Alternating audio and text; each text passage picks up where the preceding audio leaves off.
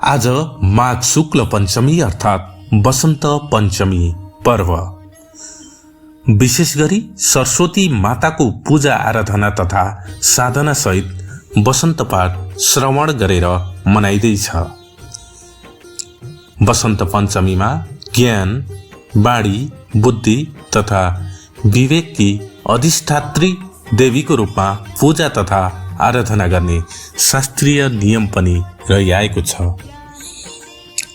विशेष गरी शुक्ल पक्षको पञ्चमी तिथि, पूर्ण तिथि तथा गुप्त नवरात्रको समय चलिरहेकाले विद्या तथा विभिन्न कला साधनाका लागि विशेष फलदायी र पूर्ण रूपमा सफल हुने भएकाले आजको दिनलाई विशेष रूपमा व्याख्या गरिएको छ।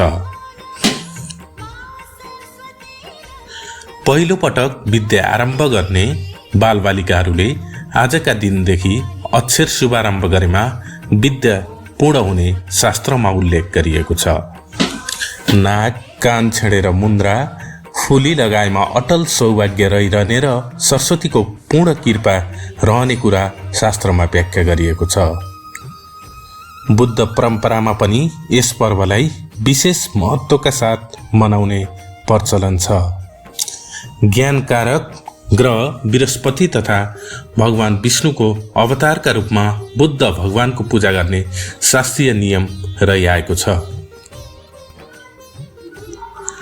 हाम्रा सबै सनातन पर्व आध्यात्मिक भावनाले ओतप्रोत छन्।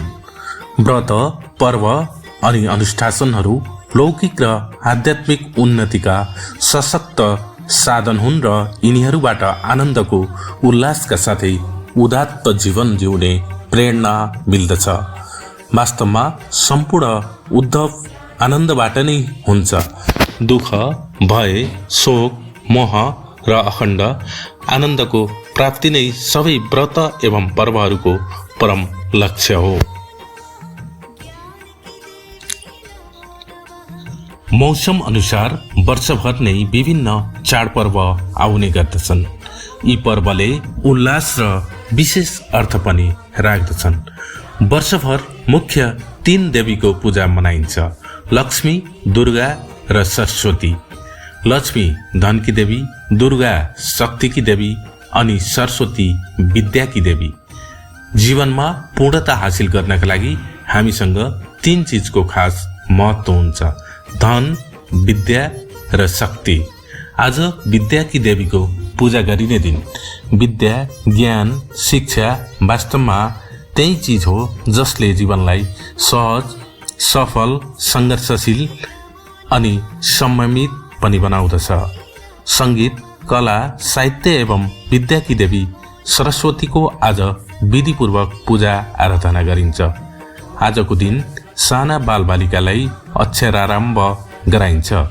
आजको दिनलाई बौद्ध धर्मावलम्बीले पनि सरस्वतीलाई बोधिसत्व मञ्जुश्रीको रूपमा ज्ञानको प्रतीक मानेर पूजाआजा गर्दछन्।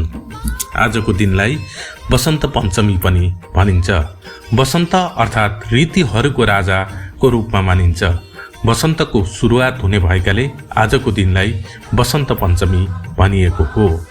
यस दिन बिहान कलश स्थापना गरी गणेश, सूर्य, अग्नि, विष्णु, शिव आदि देवताको पूजा गरी सरस्वतीको पूजा गरिन्छ। बसन्त पञ्चमी र श्री पञ्चमीमा कुनै पनि शुभ कार्य थालनीको लागि यो राम्रो साइत हो।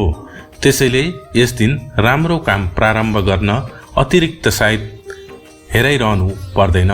सरस्वती पूजा तथा बसन्त पञ्चमीको उपलक्ष्यमा सम्पूर्ण विद्यार्थी, शिक्षक तथा अभिभावकहरूमा हार्दिक हार्दिक शुभकामना। श्री सिद्धेश्वर लालकुमारी माध्यमिक विद्यालय, बुटोल 7, दीपनगर। धन्यवाद। सरस्वती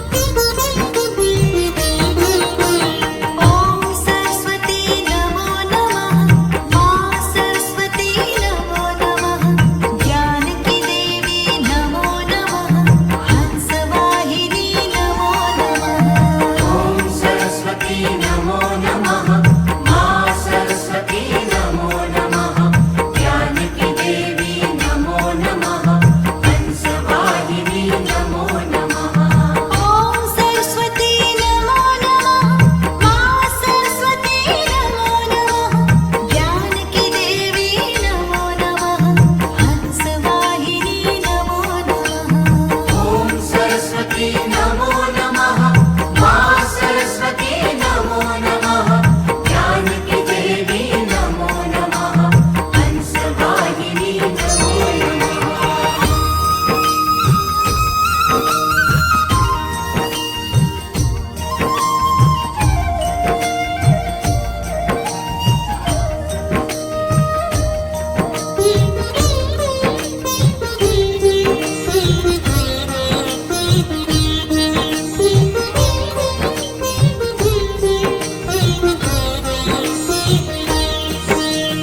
ॐ सरस्वती नमो नमः मा सरस्वती नमो नमः ज्ञानकी देवी नमो नमः हंसवाहिनी नमो नमः। ॐ सरस्वती नमो नमः मा सरस्वती नमो नमः